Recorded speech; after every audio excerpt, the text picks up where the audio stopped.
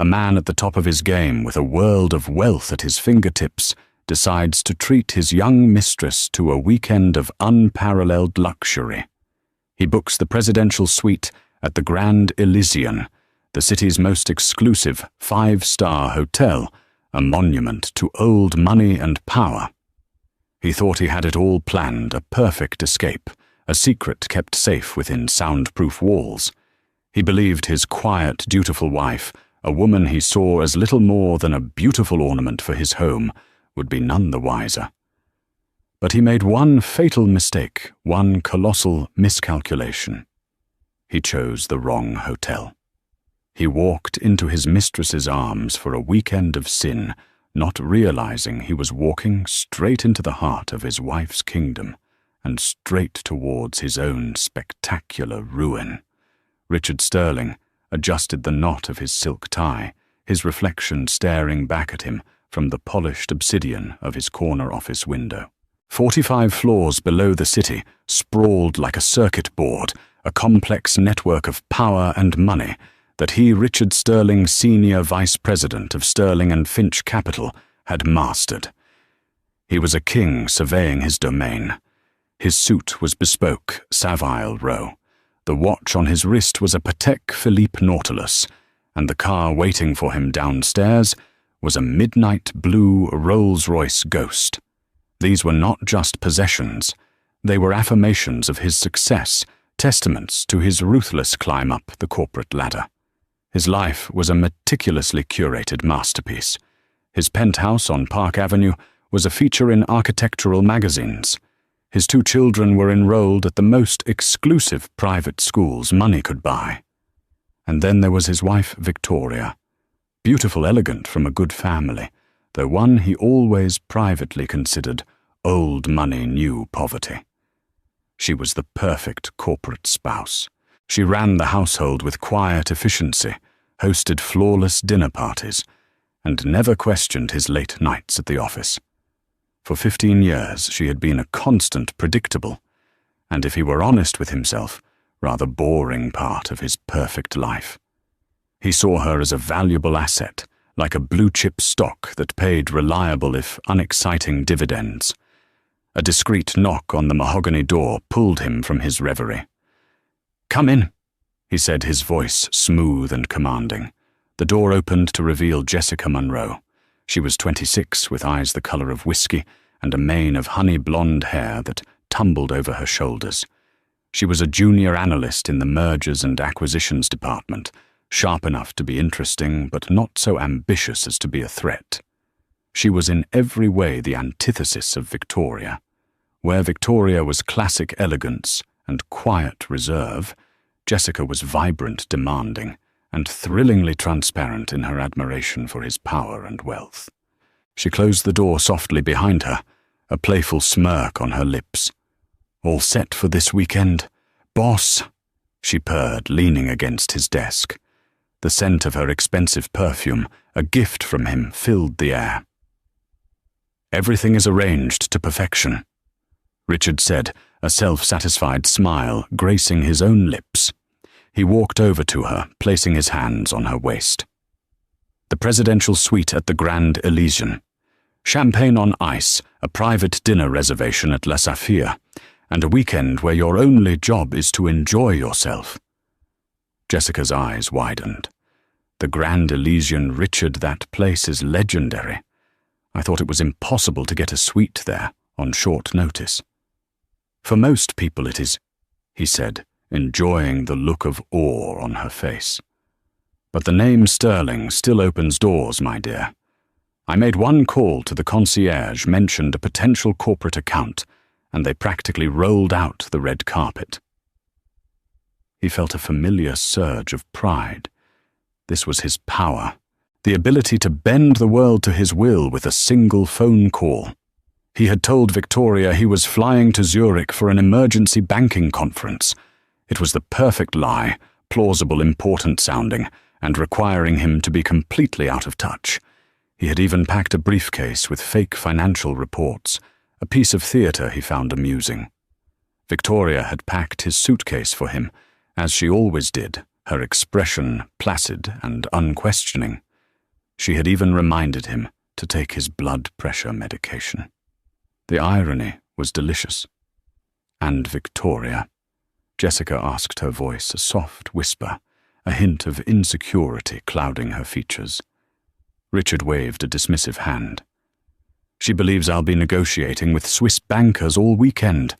She's probably planning her schedule for the charity gala or discussing flower arrangements with the gardener. Her world is small, contained. She wouldn't suspect a thing. He truly believed it. Victoria lived in a gilded cage he had built for her. She had her charities, her luncheons, her book club with other society wives. He funded it all, of course, providing her with a generous allowance that kept her comfortable, and he assumed content. He had convinced himself that her lack of ambition was a sign of her satisfaction, not a sign of something hidden. She was a relic, a beautiful woman from a bygone era, who didn't understand the blood and sweat of modern ambition. She had no idea how the real world worked, the world he dominated. "Good," Jessica breathed, relaxing into his embrace. "I want you all to myself." "You will," he promised, kissing her deeply. The thrill of the illicit, the sheer audacity of it was intoxicating. He was Richard Sterling. He made the rules. This weekend was not just about pleasure. It was a celebration of his own untouchable status. He was taking his mistress to the most opulent hotel in the city, a place synonymous with the established elite, and he was doing it right under his wife's nose. The sheer arrogance of the act was half the fun. As he held Jessica, the image of Victoria calmly folding his shirts and placing them in his suitcase flashed in his mind. He felt a fleeting, almost imperceptible prickle of something, not guilt, but a faint disquiet. He dismissed it instantly. It was just the last vestige of a conventional conscience, and he had no use for that anymore. The Rolls-Royce Ghost glided to a silent stop beneath the ornate wrought iron and glass canopy of the Grand Elysian. A doorman, dressed in a crisp, dark green uniform with gold epaulets, moved with practiced grace to open Richard's door before he'd even fully registered they had arrived. "Welcome to the Grand Elysian, Mr. Sterling." The doorman said, his voice a deferential murmur. He recognized Richard, or at least he recognized the car and the suit. That was all that mattered. Richard stepped onto the granite curb, feeling the familiar sense of arrival that came with entering such an establishment. This was his natural habitat. He was not a guest here. He was a member of the class of people for whom places like this were built. Jessica emerged from the other side, her eyes wide, as she took in the hotel's facade, a masterpiece of Beaux-Arts architecture, all limestone carvings, grand arches, and soaring columns. She looked momentarily overwhelmed, a small-town girl in the land of giants. Richard found it endearing. He took her arm, his touch firm and reassuring. "Try to look like you belong here," he whispered, with a condescending smile. Her brief insecurity vanished, replaced by a determined sparkle in her eye. She lifted her chin, squeezed his arm, and together they walked through the revolving bronze doors. The lobby was breathtaking. It was a cathedral of wealth. The ceiling soared 3 stories high, adorned with a magnificent fresco of classical gods, lounging on clouds. A colossal crystal chandelier, rumored to have been salvaged from a French palace, hung in the center, casting a warm golden light over everything.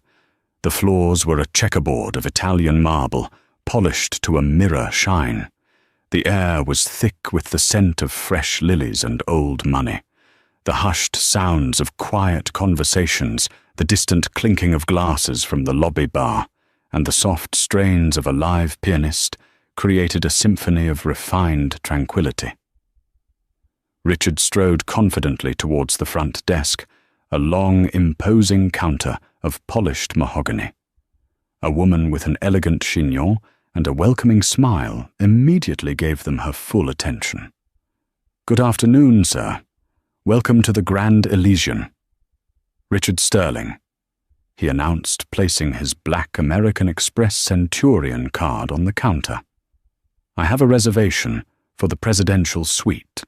The receptionist's professional smile didn't falter, but Richard saw a flicker of heightened respect in her eyes. The presidential suite was not just a room, it was a statement.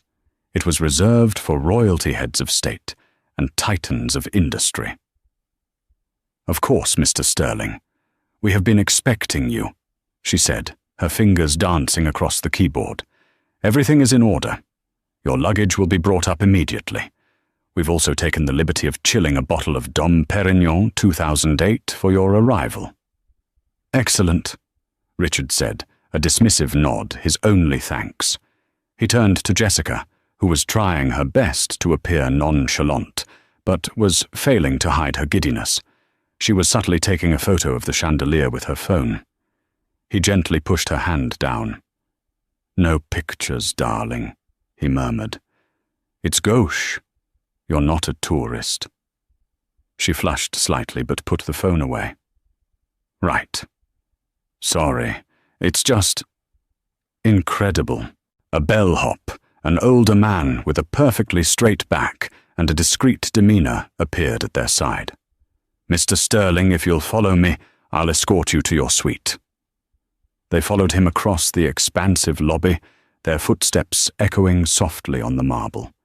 They passed elegantly dressed guests and a quiet army of staff who all seemed to move with a silent, synchronized purpose. The elevator was a wood-paneled jewel box with a plush velvet bench. As it ascended smoothly, the bellhop spoke in a low, respectful tone. "The presidential suite is located on the penthouse floor, sir. It has its own private elevator key for absolute discretion." He handed Richard a heavy gold-plated key card. "You will have a dedicated butler, Mr. Henderson, at your service 24 hours a day. He is already waiting for you upstairs." "Very good," Richard replied, his tone clipped. The elevator doors opened directly into a private vestibule. Double doors of rich, dark wood stood before them. The bellhop unlocked them and pushed them open, stepping aside with a flourish.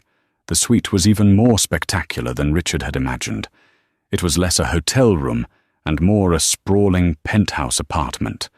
The living room had floor-to-ceiling windows, offering a panoramic 180-degree view of the city skyline and the park below. A grand piano stood in one corner, a fully stocked bar in another. The furniture was a mix of antique and modern designer pieces, all upholstered in velvets and silks in shades of cream gold and royal blue. Jessica let out a gasp, dropping Richard's arm and spinning around in the center of the room. "Richard, this is bigger than my entire apartment building." He laughed, a rich, self-satisfied sound. "This, my dear, is how the other half lives. No, wait, this is how the other 1% lives." The bellhop gave them a brief tour the formal dining room, the study the master bedroom with its canopied bed, and a bathroom that was a marble sanctuary, complete with a sauna and a jacuzzi tub overlooking the city. After the bellhop had been tipped generously and had departed, Richard walked over to the bar and poured 2 glasses from the chilled bottle of Dom Perignon. He handed one to Jessica, who was standing by the vast window, mesmerized by the view. "A toast," he said, clinking his glass against hers. "To a perfect weekend." "To us?" she replied, her eyes shining with adoration. They drank the expensive champagne, fizzing on their tongues. Richard felt invincible. Everything was perfect. Every detail had been managed, every contingency planned for. In this suite, high above the world, he was untouchable. He had successfully compartmentalized his life, the dutiful wife in the Park Avenue penthouse, the exciting mistress in this palace in the sky.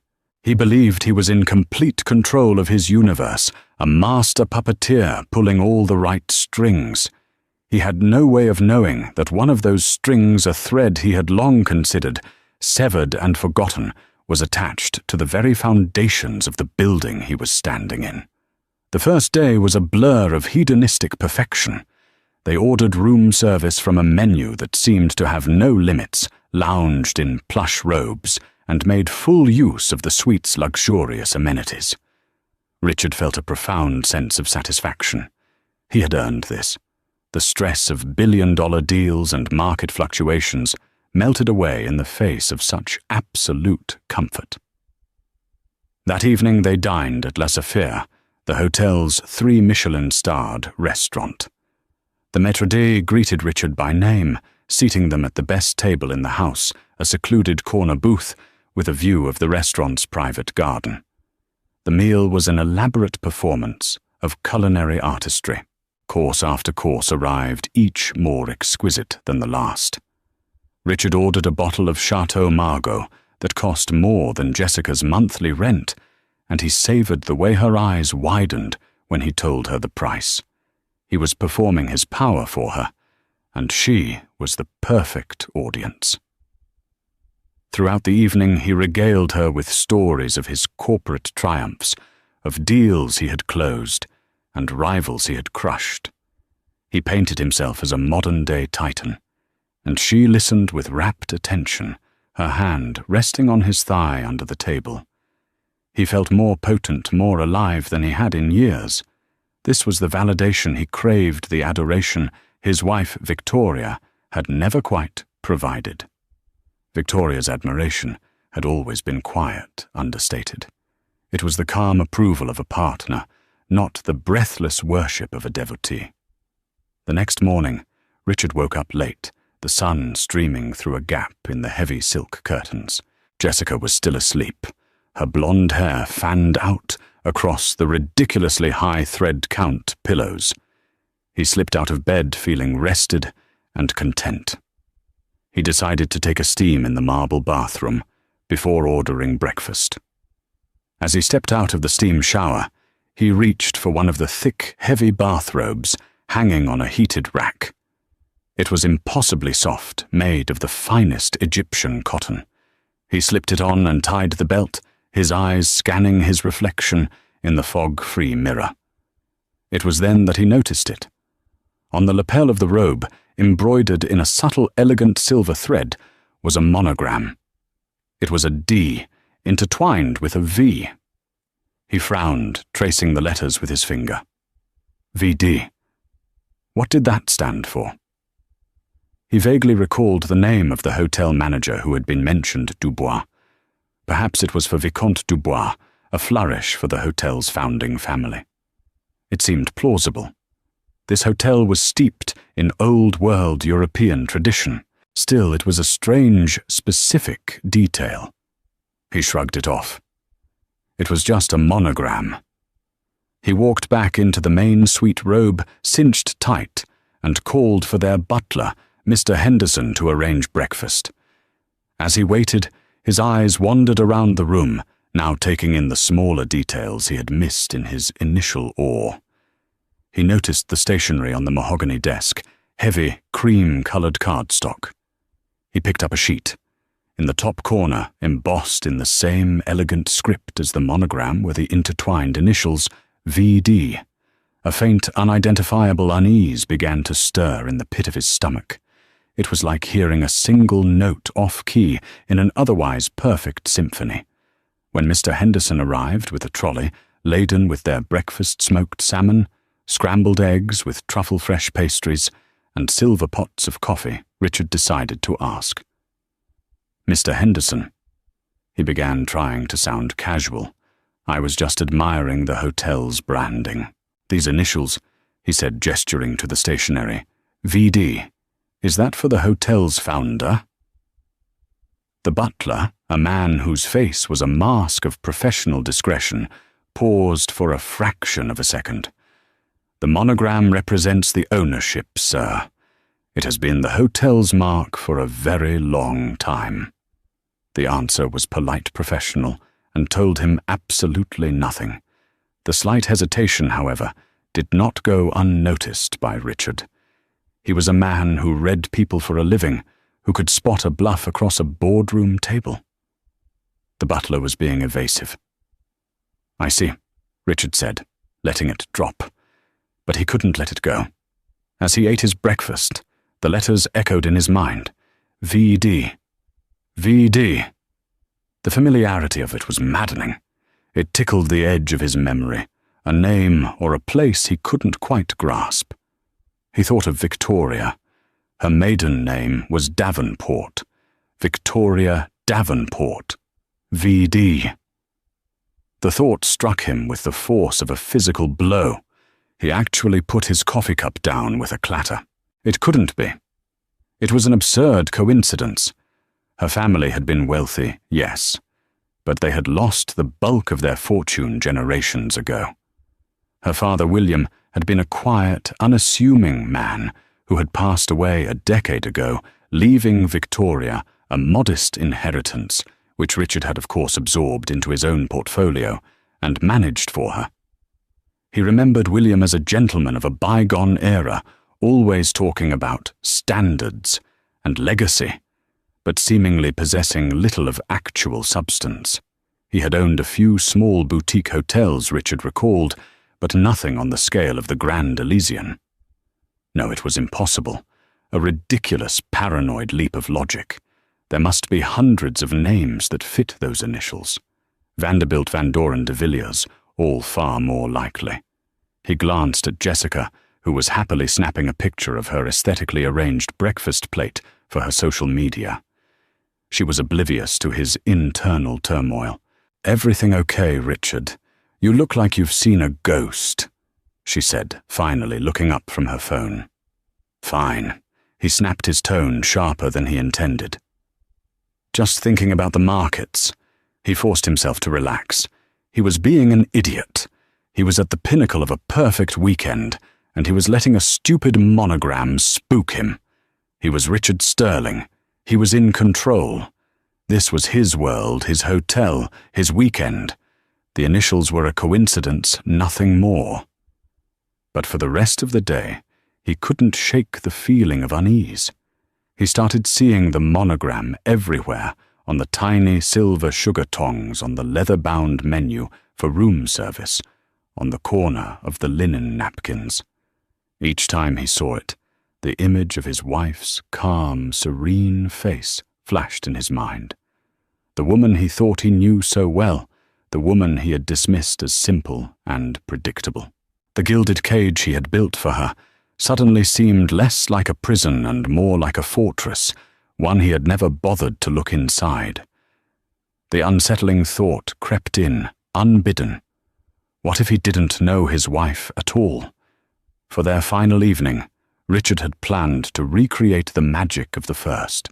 He made another reservation at La Saphir this time, requesting the chef's tasting menu with the premium wine pairing.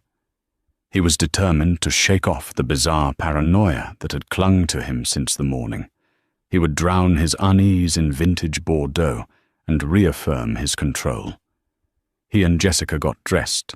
He wore a dark tailored suit, and Jessica wore a stunning, backless red dress he had bought for her.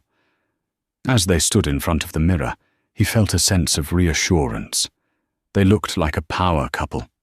They belonged here. The monogram was a ghost, a figment of an overworked imagination. They descended to the restaurant, the private elevator, delivering them once again to the world of hushed elegance. The maître d' polished Frenchman, named Jean-Luc, greeted them with an even warmer smile than the night before. "Mr. Sterling, a pleasure to welcome you back. Your table is ready. The chef is very excited to present tonight's menu for you." They were led to the same secluded booth. Richard settled into the plush velvet, the familiar surroundings comforting him. He ordered a bottle of Krug champagne to start a celebratory gesture meant to banish the last of his foolish anxieties. "You know," Jessica said, leaning forward and placing her hand on his, "this has been the most incredible weekend of my life. I feel like a princess." "You deserve it," Richard said, his confidence returning. He was being ridiculous. This was his life. He made this happen. The first few courses were sublime. A delicate oyster, vichyssoise, followed by seared scallops with a citrus foam.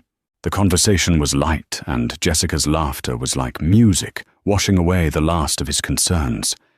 He was just about to raise his glass to toast their future when he noticed a subtle shift in the restaurant's atmosphere. A quiet energy, a ripple of tension was spreading from the entrance.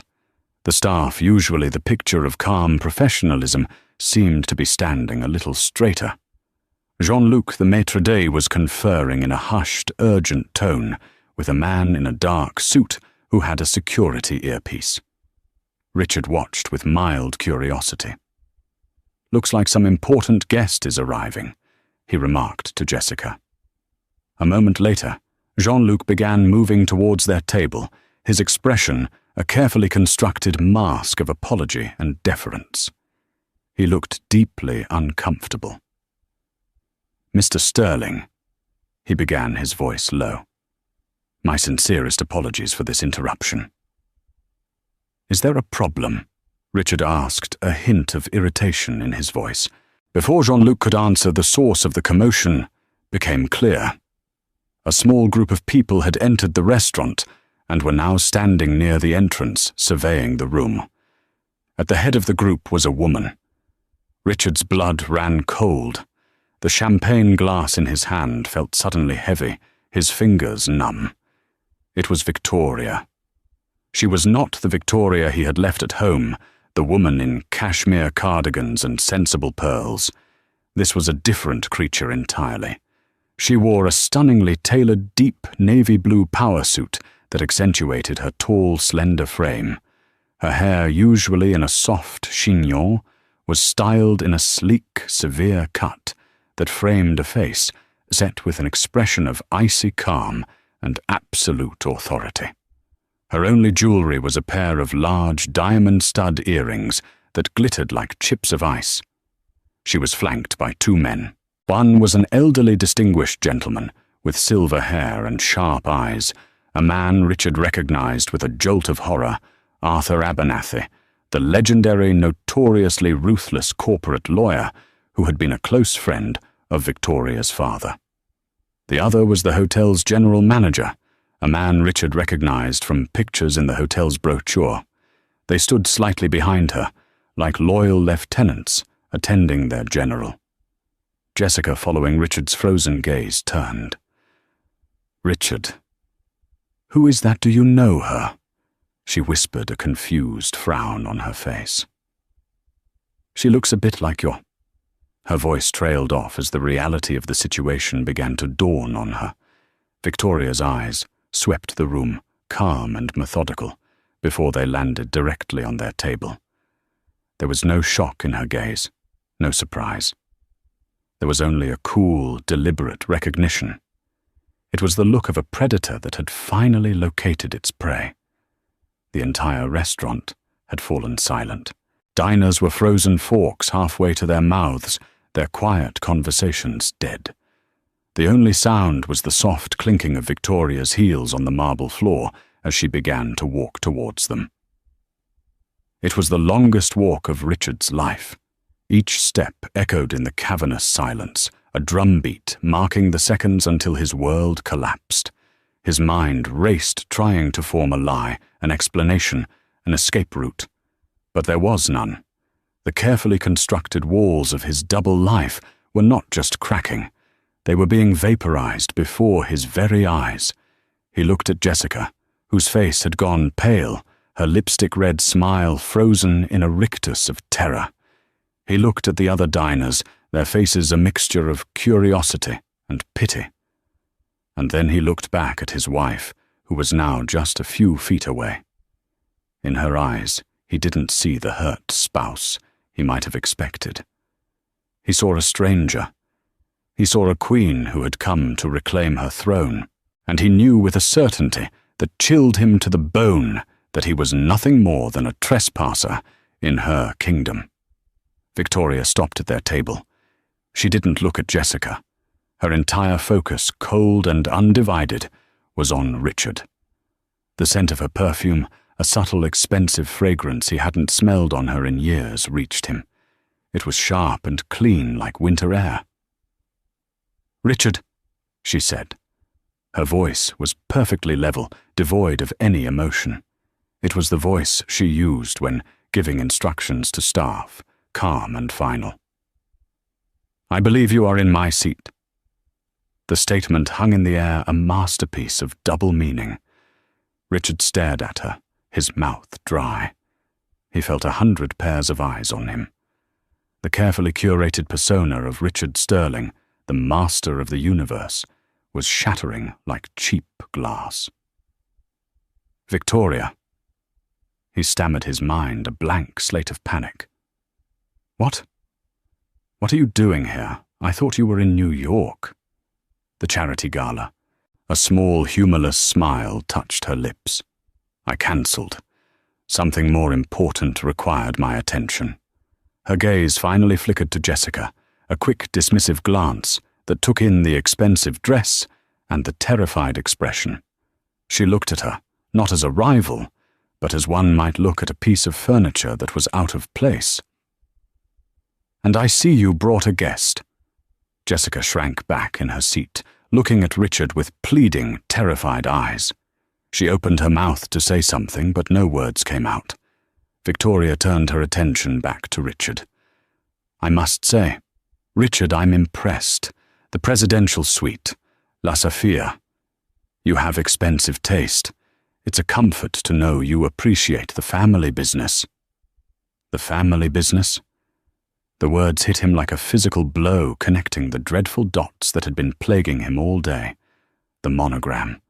V.D. Victoria Davenport. I don't understand," he managed to say, though the truth was crashing down on him with the force of a tsunami. "Let me clarify for you," Victoria said, her voice dropping slightly, becoming even more precise, each word a carefully sharpened blade.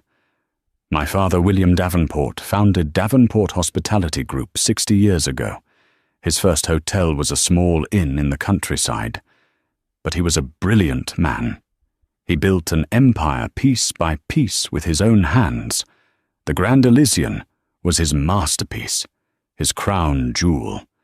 When he died, he left his entire controlling interest, all of it, to me." She paused, letting the information sink in. The entire restaurant was listening, captivated by the real-life drama unfolding before them. "For 10 years, she continued, I have allowed a board of trustees, hand-picked by my father, to manage the company's day-to-day operations. I preferred a quiet life. I wanted to raise my children. I wanted to be a wife. I trusted that the world my father built was in good hands. And I trusted my husband." Her eyes bored into him, and for the first time he saw a flicker of the immense pain he had caused her. But it was immediately suppressed, replaced by a will of tempered steel. "But recently I decided it was time to take a more active role. As of last Monday at the annual shareholders' meeting, I dissolved the board of trustees and assumed my rightful position.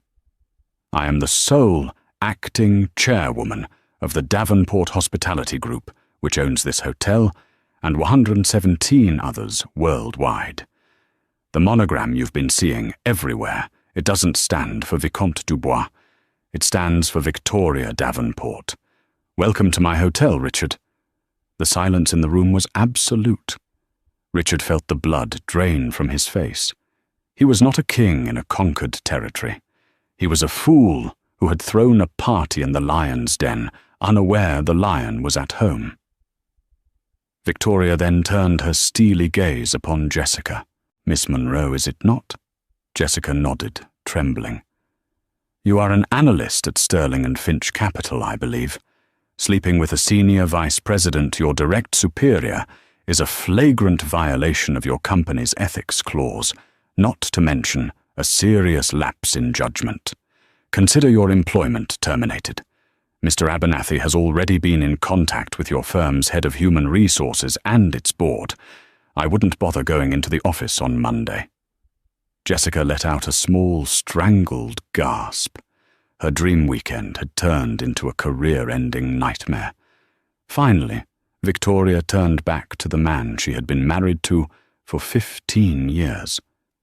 As for you, Richard, our joint bank accounts, which hold the funds from my family's trust that you so generously offered to manage, for me, have been frozen. The locks on the Park Avenue penthouse have been changed. Your belongings are being packed as we speak and will be sent to your office. Don't bother going home. You are no longer welcome there. She reached into her handbag and pulled out a single document, placing it on the table between Richard's plate and his wine glass. These are divorce papers drafted by Mr. Abernathy. My terms are not negotiable. You will find I have been meticulously documenting your indiscretions for the past 3 years. You will sign them, you will walk away with nothing but the clothes on your back, and you will never see our children again without my express supervised consent. If you fight me, I will use the full weight of my resources to destroy not just your career, but your very name. I will make sure the name Sterling is synonymous with humiliation and failure in every financial circle on the globe. Am I clear? Richard could only stare at her, speechless. The woman he had patronized, underestimated, and dismissed as a decorative object had just systematically dismantled his entire life in under 3 minutes in a public forum with the cold precision of a surgeon. With that, she turned. "Jean-Luc," she said to the maître d'hôtel who was standing nearby, pale and rigid, "please see that Mr. Sterling's guest is escorted from the premises, and present Mr. Sterling with the bill for his stay, in full. He will be paying with his personal card." She gave Richard one last, lingering look. It was a look of finality, of an old chapter being closed, and a new one beginning. There was no hatred in it, only a profound and chilling indifference. Then, flanked by her lawyer and the hotel manager, Chairwoman Victoria Davenport, turned and walked out of the restaurant, her posture perfect. Her control absolute, leaving behind the smouldering ruins of the life she had just incinerated. For a long moment, after Victoria's departure, Richard remained frozen, a statue of shock and humiliation. The silence in the restaurant was finally broken by a muffled sob from Jessica. She pushed her chair back, her face a mess of running mascara and disbelief. "My job," she whispered, looking at Richard as if seeing him for the first time, not as a titan of industry, but as the architect of her ruin. You said everything was under control. I thought it was—" He stammered the words, feeling like ash in his mouth. 2 discreet but firm security guards materialized at their table. Jean-Luc the maître d'hôtel approached his face, a mask of professional regret. "Miss," he said softly to Jessica, "if you would please come with us." Jessica looked wildly from the guards to Richard, but he offered no help. He couldn't even meet her eyes. Humiliated, she grabbed her small clutch purse and allowed herself to be led away, her red dress a slash of shame against the restaurant's muted tones. The moment she was gone, Jean-Luc placed a leather-bound bill folder on the table. "Your bill, Mr. Sterling." Richard stared at it. He opened it numbly. The figure inside was astronomical. The suite, the room service, the vintage wines, the chef's tasting menus. It was a sum that would make most people gasp, but for him it should have been trivial. He pulled out his wallet, his hands shaking slightly. He handed Jean-Luc the black Amex. "Here." The maître d' returned a minute later, his expression even more pained. "My apologies, Mr. Sterling. The card has been declined." "What?" Richard scoffed. "That's impossible. Run it again." "We have, sir. 3 times. It appears the account has been suspended." Of course, the joint accounts. Victoria hadn't just frozen them. She'd likely had his supplementary cards cancelled. He fumbled for another card, a corporate visa. "Try this one." Jean-Luc returned again, shaking his head slightly. Also declined, sir. The blood rushed to Richard's face. The other diners were no longer pretending not to watch. Their whispers were a low hum of judgment. He was no longer one of them. He was the evening's entertainment. This is ridiculous. There must be a mistake. Richard blustered his voice, rising. The general manager, the same man who had flanked Victoria, approached the table. His demeanor was no longer deferential. It was cold official. Mr. Sterling, perhaps you have another method of payment. If not, we will have to consider this a matter of theft of services and involve the authorities.